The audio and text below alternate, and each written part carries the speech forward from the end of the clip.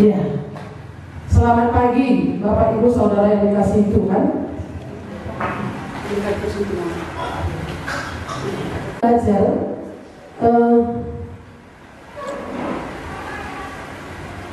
temanya mengasihi dunia ini, seharusnya ya, dunia lewat saya, lewat diri kita, lewat saudara pribadi, secara pribadi. Mengasihi dunia, seringkali kita berpikir bahwa ini adalah merupakan hal yang negatif.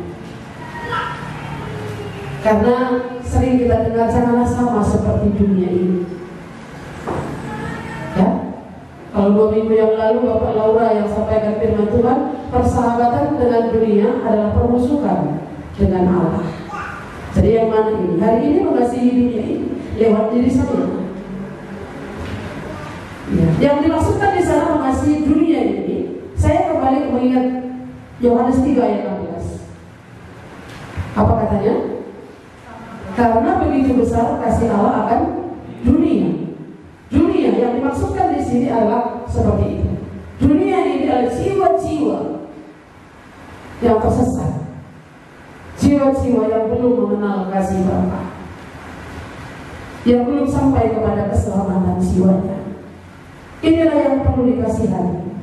Mengasihi dunia. Siapakah yang mengasihi dunia ini? Adalah orang yang sudah percaya. Dunia di mana mereka ada, dunia di mana mereka tinggal, dunia di mana mereka berkomunitas, dunia di mana mereka mulai bekerja. Apakah dia menjadi seorang guru? Apakah dia menjadi seorang siswa? Apakah dia menjadi seorang petani? Apakah dia menjadi seorang guru, karyawan? Apakah dia menjadi seorang pejabat? Itu dunia. Dunia yang berjalan menuju ke binasaan. Siapakah yang akan mengasihinya? Kasihi dunia ini dengan diri sendiri, dengan kita. Apa yang ada padamu? Apa yang ada pada saudara? Potensi, hati, uang, daya, dan sebagainya. Mengasihi diri. Mari kita belajar dari Yesaya pasal 49 ini. Kita akan lihat judulnya hamba Tuhan. Menurut Bapak Ibu, hamba Tuhan itu siapa? Ibu? Saya. Siapa hamba Tuhan? Saya. Hah? Siapa? Orang-orang yang sudah percaya. Baik. Sepakat kita ya. Hamba Tuhan sebagai terang di tengah-tengah segala bangsa. Saya baca ayat 1, Bapak Ibu baca ayat 2, demikian selanjutnya sampai ayat yang ke-7. Dengarkanlah aku, hai pulau-pulau, perhatikanlah hai bangsa-bangsa yang jauh. Tuhan telah memanggil aku sejak dari kandungan, telah menyebut namaku sejak dari perut ibuku. Dia telah membuatku sebagai dan membuat aku di dalam kandungannya. Dia telah membuat aku menjadi anak-anak yang suci dan menyembunyikan aku dari kegelapan. Ia berfirman kepadaku, engkau adalah hambaku Israel, dan olehmu aku akan menyatakan keagunganku. Tetapi aku berkata, aku telah bersusah-susah dan percuma, dan dalam masa segala sia-sia tak berguna. Namun aku berjalan kepada Tuhan dan kepada Allah. Maka sekarang firman Tuhan yang membentuk aku sejak dari kandungan untuk menjadi hamba-Nya, untuk mengembalikan Yakub kepadanya, dan supaya Israel dikumpulkan kepadanya. Maka aku dipermuliakan di mata Tuhan, dan Allahku menjadi kekuatanku, firman-Nya. Terlalu sedikit bagimu hanya untuk menjadi hambaku, untuk menegakkan suku-suku Yakub, dan untuk mengembalikan orang-orang Israel yang masih terpelihara. Tetapi aku akan membuat engkau menjadi terang bagi bangsa-bangsa, supaya keselamatan yang daripadaku sampai ke ujung bumi. Beginilah firman Tuhan penerus Israel, Allahnya yang Maha Kudus, kepada Dia yang dihinakan orang, kepada Dia yang dijijikkan bangsa-bangsa, kepada hamba penguasa lalu bangkit memberi hormat, dan pembesar-pembesar akan sujud menyembah. Oleh karena Tuhan yang setia, oleh karena yang Maha Kudus, Allah Israel yang memilih engkau. Ya, ini firman Tuhan. Berbahagialah orang yang mendengar dan yang melakukan firman Tuhan. Bapak Ibu saudara-saudari yang dikasihi Tuhan, tadi kita sudah katakan bahwa hamba Tuhan itu bukan hanya pendeta, bukan hanya penginjil, bukan misionaris, bukan hanya penatua, bukan hanya pengurus gereja, majelis dan sebagainya. Tapi hamba Tuhan adalah orang yang sudah diperhamba oleh Tuhan, yang sudah menjadi anak Tuhan, yang sudah menerima Tuhan Yesus sebagai Tuhan dan Juru Selamatnya. Dia adalah hamba Tuhan. Apa artinya hamba? Apa artinya hamba? Budak, suruh-suruhan Tuhan, yang diperhamba, yang disuruh, yang diperintah oleh Tuhan. Budak itu tidak bisa memberontak kepada Tuannya. Itu seharusnya dia harus tunduk kepada Tuannya, karena dia sudah dibeli oleh Tuannya itu. Saudara dan saya telah dibeli dengan harga yang lunas dibayar dengan darah Kristus. Sejak itu, sejak saudara dibeli dan saya, kita sudah menjadi hamba Kristus, dan kita dipermudah oleh Tuhan, dan tidak ada alasan untuk memberontak kepada Dia.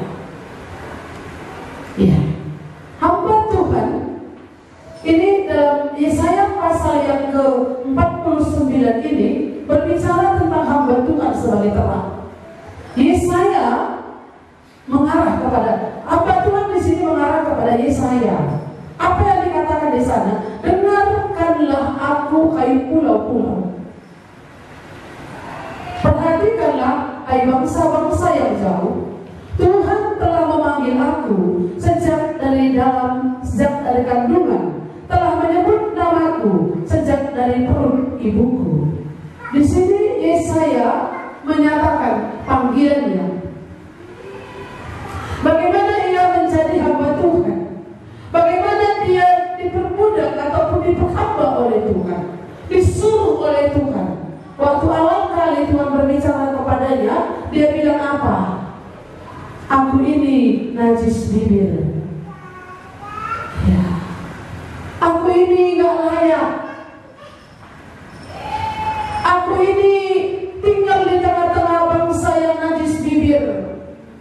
Aku ini orang berdosa. Aku gak layak untuk diutus, dipanggil oleh Tuhan. Tapi Tuhan datang lewat serafim itu, lalu kemudian mengambil sepit dan mengambil bara dengan sepit, lalu menyentuhkannya ke bibir Yesaya. Apa katanya? Dosamu telah dihapuskan. Ada janji Tuhan yang disampaikan kepada Yesaya. Lalu kemudian Tuhan berkata kepadanya, siapakah yang akan kuutus? Siapakah yang mau pergi untuk aku? Yesaya katakan, ini aku Tuhan, utuslah aku. Kepada bangsa yang tegar tengguh, kepada yang orang yang sudah sepi senyap, kepada orang yang memberontak kepada Tuhan, yang tidak memiliki hati lagi kepada Tuhan. Itu yang dilakukan oleh Tuhan kepada Yesaya. Dia panggil Yesaya untuk memberitakan keselamatan yang daripadanya itu, untuk menegakkan kembali suku-suku Yakub. Pasal 1 Yesaya berkata apa? Lembu mengenal apa ini? Pemiliknya. Keledai mengenal palungannya. Yesaya pasal 1, coba lihat dulu sebentar ya, supaya nggak salah.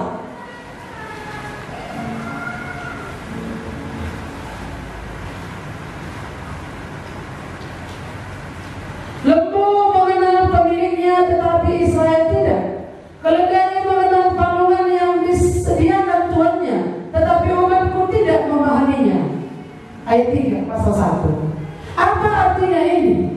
Bahwa bangsa itu sudah memberontak, bahwa bangsa itu sudah memberontak kepada Tuhan, bahwa bangsa itu bangsa pilihan Allah, yang diharapkan oleh Allah menjadi berkat bagi semua bangsa-bangsa di muka bumi ini yang sudah memberontak. Ini dituliskan sebelum bangsa Israel mereka ada masa pembuangan di Babel, dan sedikit lagi mereka akan dikembalikan oleh karena perintah Raja Koresi, bangsa yang tidak mengenal Allah, menyuruh bangsa ini pulang. Nah, Yesaya pada waktu itu menjadi nabi, menegakkan suku-suku Yakub, mengembalikan suku-suku Yakub, dan menegakkan umatnya tadi yang dikatakan di sana.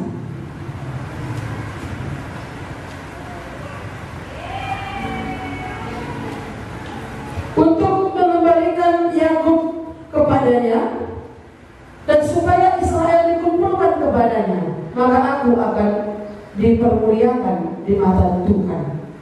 Ya. Panggilan Yesaya itu punya proses. Ya, panggilan seorang hamba Tuhan itu juga punya proses. Saya dipanggil oleh Tuhan menjadi hamba Tuhan sejak tahun 93. Tapi prosesnya itu panjang. Ya. Maka dulu saya bilang kepada adik saya, itu Mama Meno, dulu dia bilang, kamu ini bagaimana? Saya melihat hatinya untuk Tuhan. Lalu kemudian saya melihat dia sana sini, sana sini, sana sini. Kau jangan seperti saya. Kamu jangan seperti saya. Terlalu lama tunduk kepada panggilan Tuhan. Saya siap untuk melayani. Saya siap untuk memberitakan Injil. Saya siap untuk membuat kelompok-kelompok PA. Tapi kalau disuruh menjadi hamba Tuhan dan pendeta, saya nggak siap. Makanya pendeta ini bukan pilihan, bukan pekerjaan. Itu bukan pilihan. Tapi karena Tuhan yang memilih. Maka saya bilang dulu kepada dia, itu kamu jangan lama-lama jalan sana jalan sini. Kalau memang kamu punya panggilan dari Tuhan, lakukanlah panggilan itu, tunduklah kepada panggilan itu. 3 tahun kemudian ketika dia lulus dari S1 sastra Inggris waktu itu, dia ambil keputusan untuk menjadi hamba Tuhan. Dia trainingnya di Medan, trainingnya saya katakannya bersama dengan Ibu Titi beberapa waktu di sana. Nah, jadi hamba Tuhan itu punya proses. Untuk duduk kepada panggilan Tuhan itu punya proses. Yesaya itu juga punya proses. Bagaimana dia dipanggil oleh Tuhan? Memang ini aku, Tuhan utuslah aku. Tapi dalam proses perjalanan hidupnya itu, kadang-kadang dia itu ditolak, kadang-kadang dia itu dihina, kadang-kadang itu tidak dianggap dan sebagainya. Itu pasti akan terjadi. Itu pasti akan terjadi. Tapi ketika panggilan itu jelas kan, tidak akan membuat seseorang itu mundur. Tadi pagi juga saya sudah ceritakan, ada hamba Tuhan juga pernah mau mundur, mau lari dari panggilan itu. Banyak, bukan hanya 1, 2. Tapi kemudian kalau jelas panggilan itu, dia tidak akan pergi. Gembalakanlah kawan dan domba Allah yang ada padamu, bukan dengan paksa tapi dengan pengabdian diri. Itu firman Tuhan yang Tuhan sampaikan. Banyak prosesnya. Bukan kamu yang memilih aku, tapi akulah yang memilih kamu. Berulang-ulang Tuhan berbicara untuk meyakinkan bahwa Tuhan memanggil untuk menjadi hamba-Nya. Proses itu sangat panjang. Kalau saya sangat panjang sampai taat, tapi maunya jangan begitulah. Tadi saya tangkap langsung. Saya juga mau jadi hamba Tuhan kata Ngopi. Ya saya tangkap itu cepat, ya sinyalnya cepat ke hati ini kan begitu ya. Karena memang sudah lama berdoa, ya nggak tahu. Mau jadi hamba Tuhan, oke semua kita jadi hamba Tuhan. Tapi bagaimana kan, di manakah ladangnya? Di manakah tempatnya? Apa yang Tuhan mau lewat hidup kita? Yang jelas di sana, seorang hamba Tuhan itu harus taat kepada Tuhan. Seorang hamba Tuhan mungkin sudah berlelah-lelah.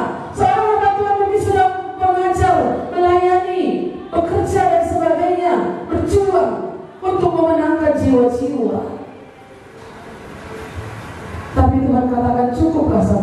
saja. Kalau kita kembali lihat Yesaya ini, firman Tuhan kepada Yesaya ayat 2 kita lihat, Ia telah membuat mulutku sebagai pedang yang tajam dan membuat aku berlindung dalam naungan tangannya. Ia telah membuat aku menjadi anak panah yang runcing dan menyembunyikan aku dalam tabung anak panahnya. Artinya di sana bahwa pemeliharaan Tuhan atas Yesaya itu dalam pelayanannya itu ada, sekalipun dari ditolak, sekalipun sulit, tapi Tuhan dalam pemeliharaannya. Tuhan melingkupi. Bagaimana Tuhan berbicara lewat mulutnya itu, menyampaikan berita-berita pengampunan dosa, berita keselamatan kepada bangsanya sendiri. Apa yang dikatakannya? Sekalipun dosamu merah seperti kirmiji, akan menjadi putih seperti salju. Sekalipun berwarna merah,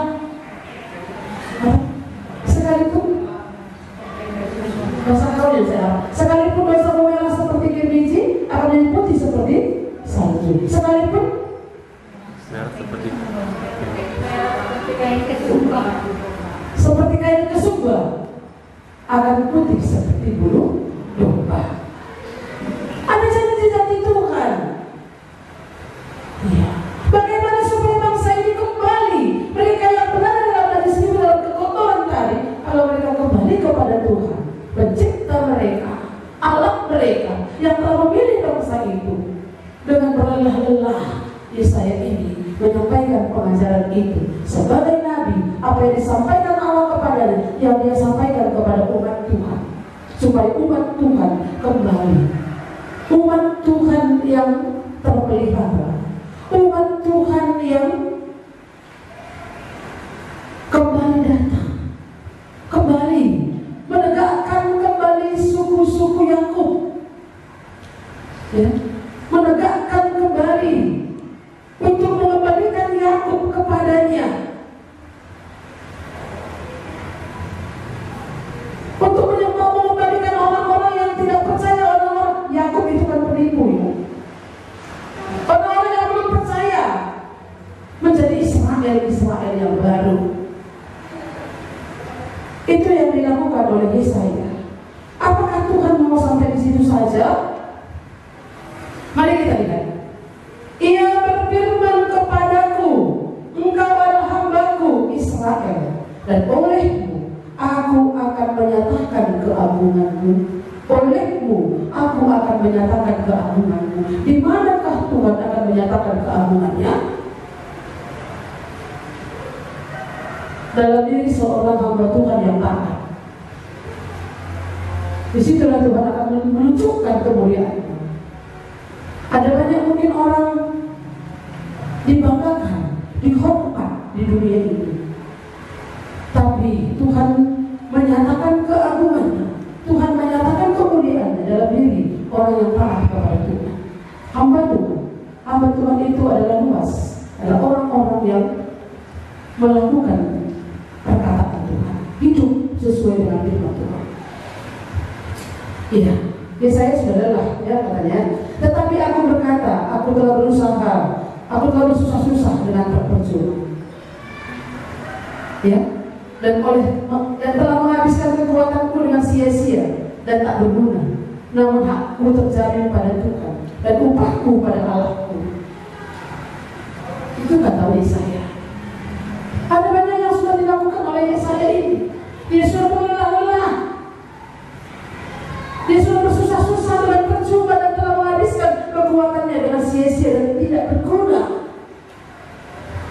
Namun hatiku terjamin pada Tuhan. Dia gak kecewa. Sekalipun dia lelah, sekalipun dia diejek, mungkin dia bagi orang menjijikkan, mungkin dia ditolak dan sebagainya itu, tapi dia tidak kecewa. Hatiku terjamin kepada Tuhan dan upahku pada. Seringkali kita bilang, ya upahmu bisa di surga.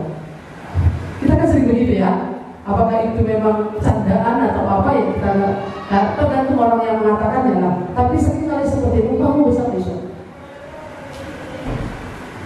Pada manusia, jangan pernah minta penghargaan daripada manusia. Tuhan dia adalah Tuhan pun ditolak, diejek, dihina. Iya. Siapakah hamba-hamba Tuhan di Alkitab? Pendahulu-pendahulu yang hidupnya mapan, hidupnya tenang sebagai hamba Tuhan, dia tidak memiliki satupun penolakan dari umatnya. Ada? Tidak ada. Semua akan mengalami proses yang panjang, pembentukan yang panjang. Tapi dia taat, mereka taat. Hatiku terjamin pada Tuhan dan upahku pada Allahku. Maka sekarang firman Tuhan berbicara lagi Tuhan. Firman Tuhan yang membentuk aku sejak dari kandungan untuk menjadi hamba-Nya, untuk mengembalikan Yakub kepadanya. Tugas yang disampaikan oleh Allah kepada Yesaya, mengembalikan Yakub kepadanya, mengembalikan orang-orang yang memberontak itu kepada Allah sebagai yang memilih mereka, bangsa itu sendiri. Ada banyak bangsa Israel sudah memberontak, tapi Tuhan mau mengembalikan mereka, supaya kembali kepada Allah, dan supaya Israel dikumpulkan kepadanya. Maka aku akan dipermuliakan di mata Tuhan, dan Allahku menjadi kekuatanku. Firman-Nya, ini firman Tuhan kepada Yesaya, untuk mengembalikan umat Israel yang hilang, untuk mengembalikan umat Israel yang masih terpelihara, untuk datang kepada Tuhan, untuk menyembah kepada Tuhan, untuk berpihak kepada Tuhan, supaya mereka pun bisa menjadi berkat bagi bangsa-bangsa yang lain. Itu tujuan Allah memilih Yesaya untuk mengembalikan umat Israel kepada Allah. Nabi dimaksudnya untuk mengembalikan umat Israel. Kembali saya akan katakan, mengapa gereja ini didirikan? Dengan satu visi, supaya mengembalikan umatnya yang terhilang, mengembalikan orang-orang yang tersesat, mereka yang kiat tanpa pengenalan yang benar akan Tuhan. Makanya itu yang menjadi kerinduan kita, itu yang menjadi misi kita, supaya kebenaran tetap dinyatakan. Anak-anak kita bertobat, mereka mengenal Injil dengan benar, supaya suara kebenaran akan tetap dinyatakan. Kalau nanti hamba Tuhan di tempat ini tidak bertobat, bagaimana? Perlu kita persiapkan anak-anak kita dari generasi kita. Pernahkah kamu pikirkan kata-kata itu? Semalam saya ngobrol sama Hati, karena bapaknya belum jemput. Semalam saya musik dari sini, dia latihan. Ada sebentar lagi ulang tahun ya, kita sama ulang tahun di sini. Cocok ini, adik ini nanti jadikan itik. Dia memang di sana saya, ada itiknya. Jadi pendeta sama terakhir kita kan. Mau kamu jadi pendeta? Mau, dengan kepolisian. Itu anak-anak memang ya. Tapi kita lihat ke depan nanti seperti apa. Tapi kalau sekarang pun aku mau jadi pemadam kebakaran di tengah belakang jadi pendeta. Aku jadi pemadam kebakaran. Artinya memang ini anak-anak. Ya, banyaknya anak-anak ini yang cita-citanya jadi pendeta, jadi pilot, jadi apa ya. Akhirnya ya nggak tahu kita. Tapi yang penting, yang jelas di sana adalah paling tidak anak-anak ini diberkati dari kecil. Untuk menjadi hamba Tuhan yang setia.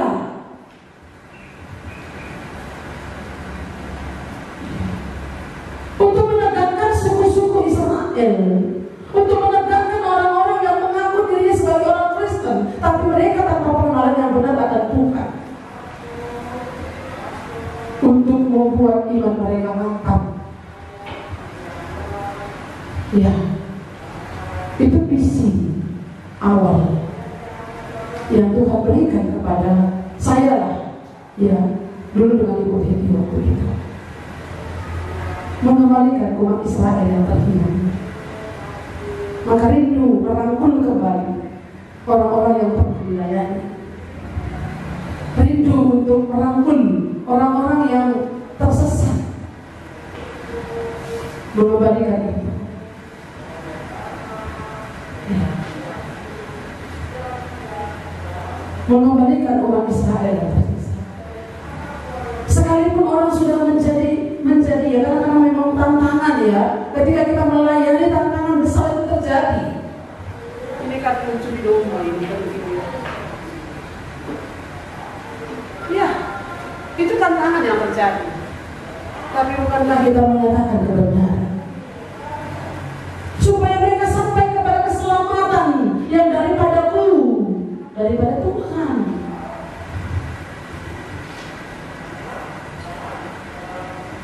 Tantangan supaya mereka sampai kepada keselamatan. Umat Tuhan itu, kita sebagai umat Tuhan, warga gereja GKM Equal, sampailah kepada pertobatan, sampailah kepada keselamatan yang daripada Tuhan itu, supaya tidak sia-sia. Sudah sampai kita? Sudah? Ada banyak di antara yang sudah sampai ya? Ya, kalau belum sampai, datanglah kepada Tuhan. Tapi kalau sudah sampai, kita bersyukur. Bersyukur atas keselamatan yang sudah menerima. Bersyukur, puji Tuhan. Cukupkah sampai di situ? Kita teruskan ini. Mari kita lihat firman Tuhan lagi apa? Dan Allah menjadi kekuatanku. Firman-Nya, terlalu sedikit bagimu hanya untuk menjadi hamba-Ku, untuk menegakkan suku-suku Yakub, dan untuk mengembalikan orang-orang Israel yang masih terpelihara. Tetapi Aku akan membuat engkau menjadi terang bagi bangsa-bangsa, supaya keselamatan yang daripadaku sampai ke ujung-ujung bumi. Apa katanya? Terlalu sedikit bagimu hanya untuk menjadi hamba-Ku. Kalaupun saudara dan saya sudah menjadi hamba Tuhan, menjadi anak Tuhan, sampai keselamatan yang daripadanya itu, sampai pada kita yakin diselamatkan oleh Tuhan. Aku yakin ke surga. Firman Tuhan katakan hari ini, terlalu sedikit bagiku menjadi hamba.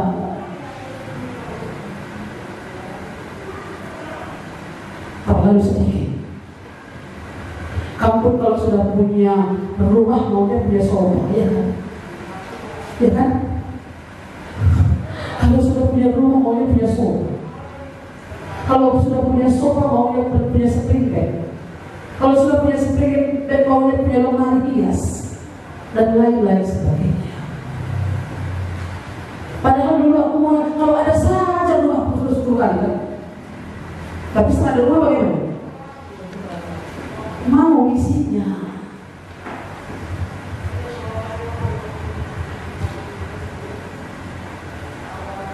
Tuhan katakan tidak cukup bagimu hanya menegakkan suku-suku Yakub.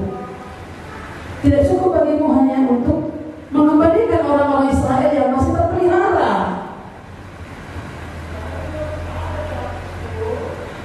Waktu kami merumuskan visi-misi gereja, tentu visi-misi gereja itu adalah visi-misi yang Tuhan sampaikan kepada hamba-Nya. Dari awal seperti yang saya katakan tadi, rindu supaya kenapa gereja ini didirikan, supaya orang-orang yang sudah pernah dilayani, mereka bisa kembali kemana mereka akan datang, supaya lewat gereja ini bisa menjadi berkat bagi suku-suku yang lain, bagi kampung-kampung yang ada di sekitar Langkat Bulu ini. Itu dulu. Tapi cukupkah hanya sampai di situ? Cukupkah kalau memang bangga kita kampung Antara sekarang sudah berdiri gereja? Kemarin waktu Ibu Marlina ujian perempuan itu, penderitaan itu, saya ditanya, saya ikut di situ. Kenapa Ibu sebagai gembala senior mengusulkan supaya Ibu Marlina ini bisa menjadi pendeta? Itu yang dia kata, itu yang tanya sama saya. Ya, yang pertama saya katakan adalah sesuai dengan panggilannya. Tidak sangat kebetulan bahwa Ibu Marlina itu dari murid saya. Sejak SMA dia sudah punya panggilan menjadi hamba Tuhan, dan itu terbukti, teruji dengan apa yang hari ini sedang dikerjakan. Jadi Ibu banggakah punya murid menjadi hamba Tuhan? Apa harapan Ibu bagi dia? Saya bangga. Saya berharap dia lebih maju dari saya. yang saya katakan. Saya berharap bahwa di sana itu bangkit orang-orang muda yang akan menjadi hamba Tuhan, yang akan menjadi misionari, supaya visi gereja sampai menjadi berkat bagi bangsa-bangsa yang lain juga. Itu menjadi misi kita, supaya dari anak-anak kita akan dibangkitkan. Tidak cukup hanya sampai diselamatkan saja, tidak cukup hanya aku sudah melayani sekolah minggu, tidak cukup hanya aku sudah ikut dari pemimpin pujian, tidak cukup hanya sampai di situ. Tuhan mau apa? Aku akan membuat engkau terang bagi bangsa-bangsa, supaya keselamatan yang daripadaku sampai ke ujung bumi. Tuhan mau kita salat gereja, saat komunitas gereja yang dilayani oleh pihak kuala itu tidak hanya sampai diselamatkan saja, tapi menjadi berkat bagi terang bagi bangsa-bangsa, sampai supaya keselamatan yang daripadamu itu sampai ke ujung-ujung bumi. Kalau Tuhan munculkan anak-anak kita ini, mereka punya hati yang berpaut kepada Tuhan, berpaut kepada Tuhan. Mereka akan dipanggil Tuhan menjadi utusan-utusan lintas budaya kepada orang-orang yang berbeda budaya suku dengan kita. Itu yang kita rindukan, supaya kita jangan menjadi berkat saja di sini-sini saja, bukan hanya untuk orang Batak dan komunitasnya saja, orang kamu, bukan hanya itu, tapi kita rindu juga suku-suku yang lain. Jadi menangkan lewat itu, supaya kemuliaan diagungkan, supaya namaku diagungkan atas kamu.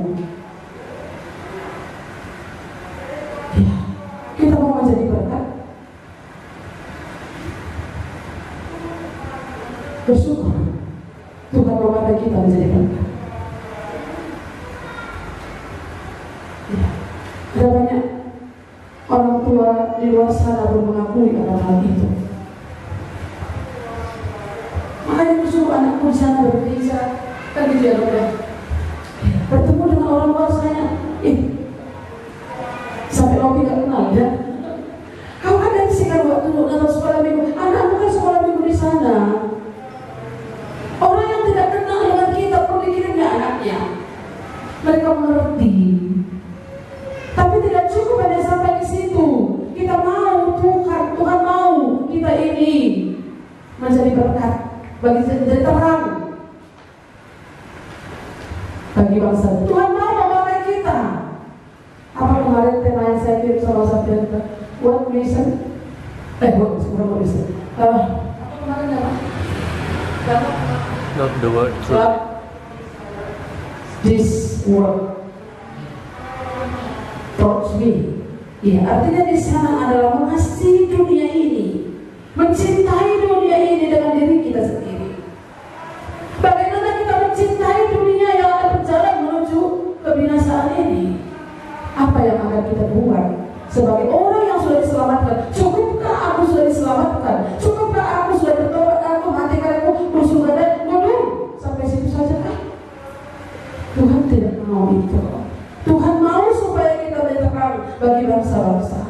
Tetapi aku akan membuat engkau terang bagi bangsa-bangsa, supaya keselamatan yang daripadamu sampai ke ujung bumi. Tidak cukup, terlalu sedikit bagimu hanya untuk menegakkan suku-suku Yakub.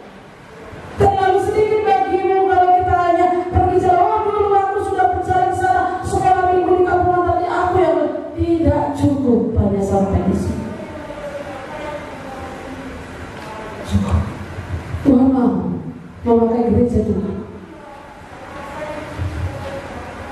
Kalau Tuhan bangkitkan orang yang akan mau pergi ke luar negeri untuk memberitakan Injil, berarti Tuhan mempercayakan kita untuk menunggu mereka. Memang ini adalah dilema. Memang ini adalah merupakan satu tantangan. Kok pasti pergi ke luar negeri? Di sini pun banyak pekerjaan Tuhan. Di sini pun belum selesai. Ya, kenapa pula Bapak Melo itu punya panggilan ketiga? Kan gitu kira-kira ya. Allah belum selesai, gereja belum berdiri di sana.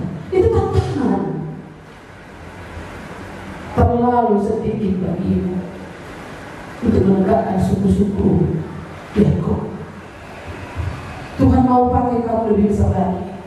Tuhan mau pakai kita lebih besar lagi untuk mendukung misionaris untuk pergi keluar. Tuhan mau pakai kita sebenarnya, Bapak Ibu dan saya. Tapi kadang-kadang kita memang nggak siap menjadi besar. Kita terlalu melihat diri kita, aku nggak sanggup ini, nggak sanggup aku ini. Ya. Kita melihat diri kita, kalau diri kita nggak sanggup, ngapain nggak sanggup kita? Ya. Tapi kalau Tuhan mau memakai kita, hidup bukan hanya untuk diselamatkan. Ini diselamatkan dulu, pernikahan kan? Ya, ini harus sampai Bapak Ibu saudara-saudara. Beginilah firman Tuhan ayat 7 ya, penerus Israel, Allahnya yang Maha Kudus, kepada Dia yang dihinakan orang, kepada Dia yang dijijikkan bangsa-bangsa, kepada bangsa, kepada hamba penguasa-penguasa, raja-raja akan melihat perbuatanmu, lalu bangkit memberi hormat, dan pembesar-pembesar akan sujud menyembah. Oleh karena Tuhan yang setia, oleh karena yang Maha Kudus, Allah Israel yang memilih engkau. Siapakah yang memilih saudara dan saya? Tuhan. Tuhan yang mempercayakan pekerjaannya, Tuhan yang mempercayakan pelayanannya. Mungkin ada banyak orang yang akan menghinakan, mungkin banyak orang yang akan kita dijijikkan. Ya. Tapi Tuhan akan apa? Membangkitkan. Raja-raja akan melihat perbuatanku, lalu bangkit memberi hormat, dan pembesar-pembesar akan sujud menyembah. Oleh karena Tuhan yang setia, oleh karena yang Maha Kudus Allah Israel yang memilih engkau. Saya terinspirasi ya, mengingat apa yang dikatakan oleh satu orang pendeta, nama bapak itu Nuh Ruku. Jadi kalau saudara mau mendengar khotbahnya itu ada di YouTube, itu Iktus, suara Iktus. Itu kalau saudara mau dengarkan sedikit saja khotbah singkat. Pak Nuh Ruku ini adalah orang Kupang, bersama dengan istrinya, istrinya itu, lalu kemudian dia saya lewat TOT, kami belajar lewat training itu di dalam Zoom meeting setiap hari Selasa. Mereka katakan gereja itu dulu, hari ini gereja itu cukup besar. Lalu kemudian dulu mereka hanya memulai dengan 4 orang yang berkomitmen dan punya hati. Komitmen itu penting. Maksud saya betapa pentingnya hati dan komitmen. Hati. Kalau hati ini sudah diberikan, wazalta. Kalau hati ini sudah diberikan kepada Tuhan, hati dan komitmen. Hati kita di mana? Apa komitmen kita? Kalau hatiku itu pada Tuhan, aku akan berkomitmen. Saya bilang kepada adik-adik kemarin kami pemuritan, komitmen ya, pemuritan itu harus komitmen. Tapi komitmen itu susah kali komitmen ini. Makanya kalau sudah bisa orang berkomitmen itu mantap. Hanya 4 orang yang berkomitmen, tapi kemudian mereka memang maju dalam hal itu. Menjadi terang bagi bangsa-bangsa adalah komitmen kita. Apakah kita memiliki hati untuk bangsa-bangsa lain? Apakah kita memiliki hati untuk jiwa-jiwa yang tersesat? Mengasihi dunia ini, dunia yang sesat ini. Mengasihi dunia yang sesat ini dengan hati, dengan diri sendiri. Dengan aku, saya, dengan diriku, mengasihi dunia ini. Berarti aku memberi diriku untuk mencemplungkan diri ke dalamnya, rela menjadi hamba Tuhan yang dipermudah oleh Tuhan. Ya, kalau kita selama ini mungkin sudah merasa puas dengan melakukan itu, firman Tuhan katakan terlalu sedikit bagimu, terlalu sedikit bagiku, terlalu sedikit bagimu hanya untuk menjadi hambaku. Ini kata Tuhan, terlalu sedikit bagimu untuk menjadi hambaku. Apa yang sudah kita kerjakan, apa yang Tuhan sudah kerjakan waktu itu dan sudah kita kerjakan, terlalu sedikit bagimu. Kalau Tuhan berikan karunia 2, kenapa saudara mau pakai 1 cuma?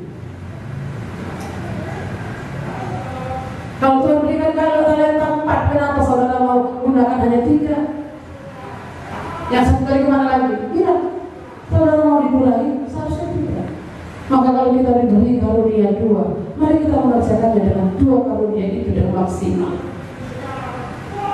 Bapak Ibu saudara-saudara yang dikasihi Tuhan, terlalu sedikit bagimu. Ini menjadi ayat emas bagi kita. Inilah yang perlu kita renungkan. Terlalu sedikit bagimu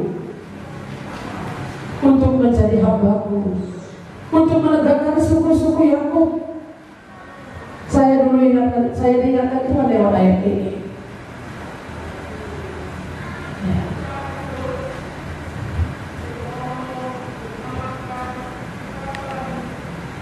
Dan di tempat ini kita sudah bergerak, memiliki cabang-cabang, tapi terlalu sedikit bagi.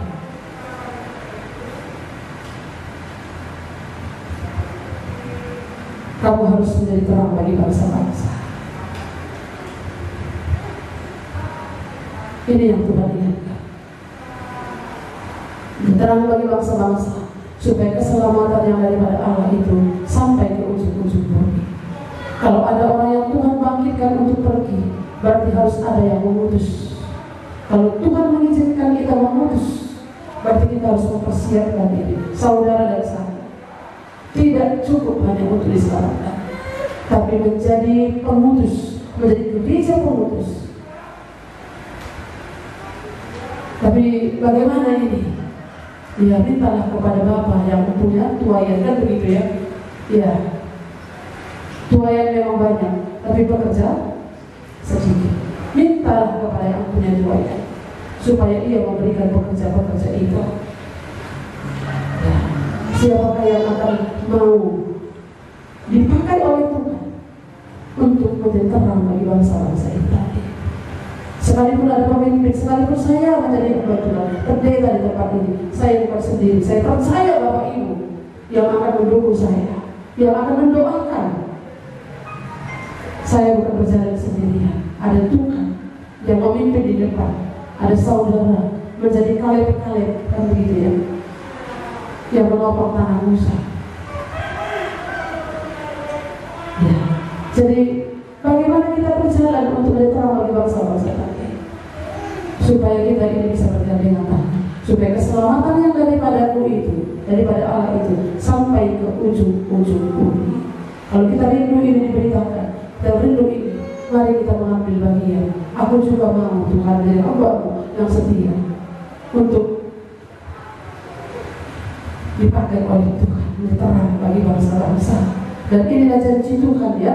Beginilah firman Tuhan kepada musuh Israel, Allah yang Maha Kudus, kepada dia yang dihinakan orang, kepada dia yang dijijikkan bangsa-bangsa, kepada hamba penguasa-penguasa, raja-raja akan melihat perbuatanku, lalu bangkit memberi hormat, dan pembesar-pembesar akan sujud menyembah. Oleh karena Tuhan yang setia, oleh karena yang Maha Kuasa, Maha Kudus Allah Israel yang memilih engkau, Yesaya akan dihormat, Yesaya akan ditinggikan, diagungkan. Oleh karena apa? Oleh karena Tuhan yang setia, oleh karena yang Maha Kudus Allah Israel yang memilih dia. Kalau Tuhan memilih kita, maka Tuhan juga yang akan memberikan keagungannya, kuasanya, bahkan terang itu akan bercahaya di mana pun kita ada. Bukan karena kita, tapi oleh karena ada nama Tuhan atas kita.